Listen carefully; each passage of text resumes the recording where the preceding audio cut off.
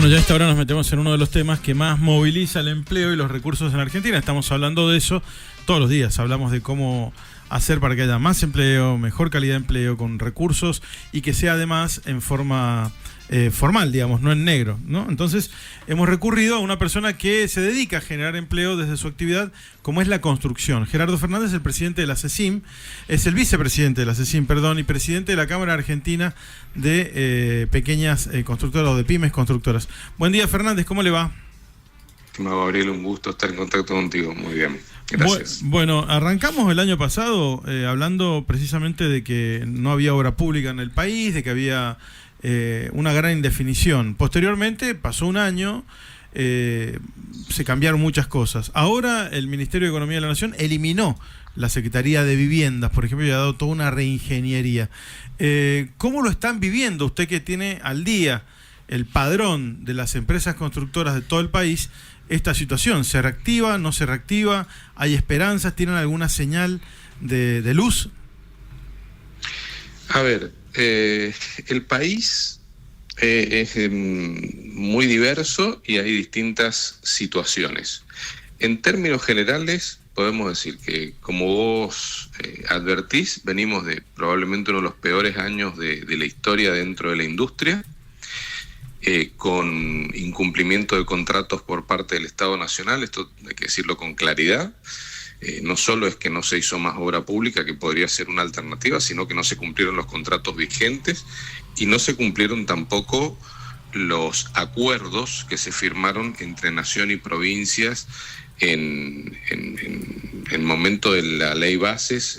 Se reunieron gobernadores con el gobierno nacional, se llegaron a acuerdos y esos acuerdos no fueron cumplidos. Así que respecto al pasado, el año pasado, 24, fue realmente muy malo, muy malo. Es más, ni siquiera aquellas provincias que ofrecieron hacerse cargo de las obras le fueron cedidas.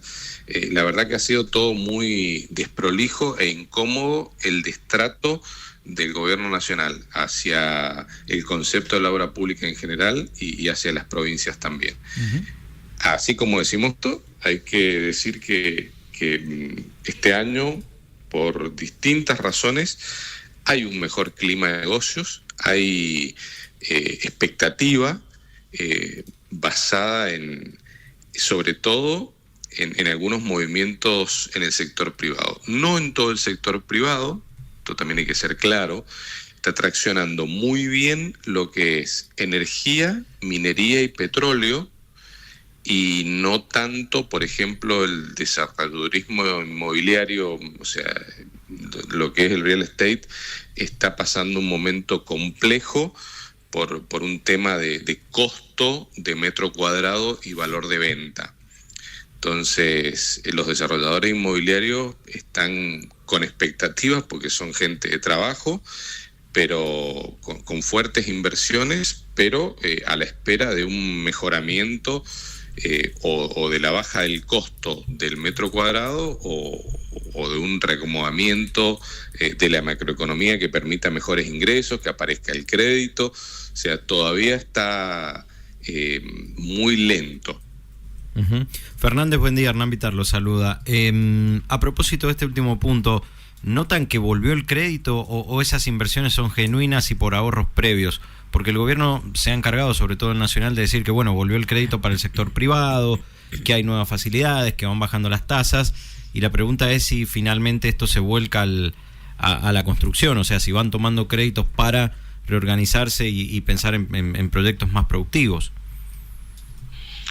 Hernán, buenos días. Bueno, a ver, nos encontramos con situaciones diversas. Yo te voy a hablar en términos generales. Uh-huh. En términos generales, la inversión es privada y genuina.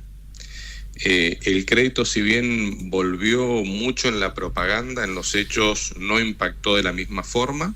Han habido créditos, pero te diría que a un promedio de 200 créditos al mes para la necesidad del país y para la banca es inexistente. Al principio, cuando se hicieron los primeros anuncios, hubo entusiasmo, hubieron muchos inscriptos, muchas consultas. De hecho, se entregaron algunos créditos, pero rápidamente volvió a crecer la tasa. Fue una cosa muy extraña lo que pasó. Los primeros créditos se dieron a una tasa menor a la que surgió con posterioridad a los 2 meses de haber empezado a dar créditos hipotecarios. Eso volvió a ralentizar. Se ve que la ecuación económica a los bancos no les dio, esto está reconocido por los propios bancos. Y después otra cosa que hay que decir es que, y también para los desarrolladores inmobiliarios, si algunos desarrolladores inmobiliarios accedieron a crédito y a los 2 meses ya se le había hecho inviable pagarlos porque la tasa todavía está siendo muy alta. Aunque la macro se está ordenando y eso es muy bueno, y la tendencia es que en el mediano plazo siga bajando, que también es un dato muy positivo, hoy por hoy, por precaución o por distintos factores, la banca todavía está con tasas altas, entonces la gente no está accediendo fácilmente al crédito. Y te diría que hay más crédito de los desarrolladores inmobiliarios en la necesidad de vender que de parte de la banca. Y es un dato que hay que tener en cuenta que se dice, pero se dice poco, por ahí cuesta comprenderlo. Y esto es un dato objetivo que demuestra un poco la desconfianza que genera en los tomadores y en los depositantes y en la gente en general en la Argentina respecto al sistema bancario. Cuando uno compara el sistema bancario de los países limítrofes, por ejemplo, para no pensar en el mundo de Occidente, en Europa o en Estados Unidos, para hacer comparativas más realistas, por ejemplo, Brasil tiene en la banca privada ahorros por 18 veces su PBI, Perú 13 veces su PBI, Uruguay, Paraguay 7 veces su PBI, Chile 11 veces su PBI, Argentina tiene 0,12, o sea, es nada, menos de un PBI, nada. Entonces, cuando pensamos que el sector financiero va a apalancar, en realidad eso no va a ocurrir no porque no quiera, sino porque no tiene recursos, porque la gente no ha confiado y no ha llevado sus ahorros. La gente o es debe mentira, tener los ahorros en el colchón. O es mentira, o es ser muy gil de creer que va a pasar, porque no hay espaldas, básicamente, ¿no? La verdad que desconocemos, yo no soy economista ni entiendo el porqué. Por ahí hay confianza en que el ordenamiento de la macro ordena muchas cosas y hay que reconocer que eso es verdad, eso es así. O sea, la verdad que me ha tocado por ahí estar con colegas y con profesionales que tienen menos de 30 años y te dicen, y por ahí los que ya peinamos algunas canas, nos sorprende escucharlos, ellos te dicen, yo no puedo creer, es la primera vez que vivo sin inflación y que voy al supermercado y las cosas cuestan lo mismo. Por ahí estamos tan mal acostumbrados los argentinos que ver eso de los jóvenes nos sorprende. Pero la realidad es que haber sido tan desprolijo durante tantos años en el orden macroeconómico tiene sus consecuencias y no se solucionan de un día para otro. Cuando se incumplieron las normas y se incumplieron las leyes y se retuvieron los fondos y no se le devolvieron los ahorros a la gente, una vez, 2 veces, la tercera vez no le pasa. Y como decían nuestras abuelas, el que se quema con leche ve una vaca y llora, y la realidad es que no vuelve a depositar sus ahorros o la confianza en un banco. Entonces entiendo que esto no es producto de la casualidad, es producto de la causalidad de haber hecho estragos económicos en la macroeconomía, de que el Estado sistemáticamente, fuese el gobierno que fuese, esto no es un problema de tipología, de ideología política, han hecho incumplimiento de las normas y la gente a la larga desconfía. Entonces va a costar mucho tiempo que la gente vuelva a confiar, llevar los ahorros y que haya un sistema financiero sólido. Y todos sabemos, y esto no va a cambiar, que las inversiones de tipo financiera son muy volátiles. Las inversiones que quedan son las que vienen a invertir en una finca, en una bodega o en una industria, que vienen y gastan los dólares comprando materiales, maquinarias para producir, y esas en realidad son las menos porque esas se quedan. Entonces a esas es a las que hay que apuntar. Fernández, le consulto por más allá de todo esto que nos está contando y lo que nos dijo en relación a las obras con fondos nacionales y la decisión del gobierno de Javier Milei de frenarlas, que a nosotros nos afectó en algunos caminos, en rutas o en el Procrear que se estaba levantando en Guaymallén, que bueno, ahora están viendo buscarle la vuelta para que eso continúe. ¿Cuál es la relación, la situación, mejor dicho, de las pymes en Mendoza en cuanto a la construcción, teniendo en cuenta que también el gobierno de la provincia, por ejemplo, ha decidido utilizar fondos de Portezuelo del Viento para realizar obras? Bueno, como te decía al principio, la situación en el país es dispar y Mendoza en estos últimos meses se ha transformado en una diferencial importante respecto al resto del país, justamente por esto que vos decís, por esta decisión política del gobernador de invertir básicamente en infraestructura esos fondos. Entonces esto lo primero que genera es una importante expectativa y se nota. Está este clima de negocios que hablaba al principio también de parte del empresariado PYME, de ver con buenos ojos este movimiento de parte del gobierno provincial.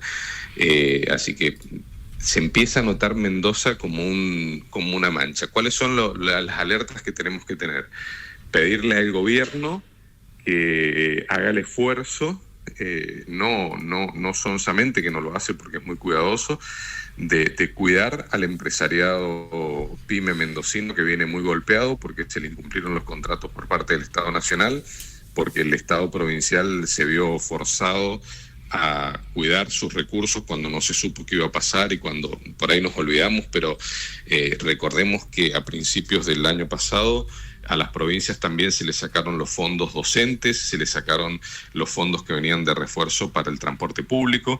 Todas esas situaciones hicieron que las provincias, y Mendoza no estuvo exenta, tuvieran que reordenar sus presupuestos, y en ese reordenamiento se ralentizó la obra. En el caso de Mendoza, gracias a Dios, y a diferencia de otras provincias que directamente se paralizó al 100%, Mendoza tuvo el orden administrativo, financiero y la capacidad política de bajar el ritmo, pero de no parar. Eso hizo que las empresas no quebraran. No obstante, en muchos casos se vieron bastante afectadas, porque aquellas que tenían mucha relación con la obra pública nacional y tenían mucha inversión y no la recuperaron y no cobraron, quedaron financieramente sus capitales de trabajo afectados. Entonces, ahora, ¿qué es lo que está pasando? En la malaria nacional, cuando se ven 3 licitaciones juntos, empiezan a aparecer oferentes desesperados de otras provincias, que esto no nos lo han contado, ya lo hemos visto, ya ha pasado. Por ahí, por unos centavos se llevan una obra y después, viniendo de afuera, o subcontratan a empresas locales o no la pueden hacer, y termina el costo general para la provincia termina siendo más caro. Así que estamos muy contentos y entusiasmados de lo que está pasando. Ahora, con claridad, hay que pedirle al gobierno el esfuerzo, y nosotros también tenemos que ser parte de ese esfuerzo como empresariado PYME de Mendoza, de tener una competencia saludable, genuina, pero honesta también. No caer en la tentación de espejitos de colores que vienen oferentes de afuera, muy jugados, porque en otras provincias no hay nada de nada, claro. Está mucho peor, entonces la desesperación se presentan por nada. Tal cual. Fernández, bueno, son las 6:37 en Ciudad de Panamá, acá son las 8:37, usted está allí porque hay un congreso que lo involucra. ¿Qué está viendo? ¿Cuál es el panorama en el último minutito que nos queda para la nota? Mira, el congreso empieza hoy, así que hoy solo entusiasmo. Un poco lo que estamos tratando es reinventarnos, como desapareció, vos bien dijiste, Gabriel, el tema de la Secretaría de Hábitat. Este congreso es organizado por Uniaparavi, que es la unión de todos los que se dedican, tanto banca como sector público y privado, en América completa, América del Sur, América Central y América del Norte, al tema vivienda. Entonces estamos viniendo un poco a escuchar, a ver cómo funciona el resto del mundo. O sea, lo que nosotros no hemos logrado hacer funcionar en Argentina, estamos viniendo a averiguar, a ver qué dicen los bancos que prestan plata para hacer vivienda, y qué dicen los estados y qué dicen los privados que hacen vivienda en en el resto de América, a ver cómo lo hacen, para ver qué podemos tomar y qué podemos copiar y qué podemos aprender. Excelente. Bueno, buenísimo. Que sea un éxito entonces y traiga buenas ideas y soluciones. Así que le deseamos buena estadía también por Centroamérica. Gracias, Fernández. Un gusto al equipo y hasta pronto. Un abrazo. Gracias. Hablamos con Gerardo Fernández, que es el presidente de la Confederación de Pymes Constructoras de la República Argentina.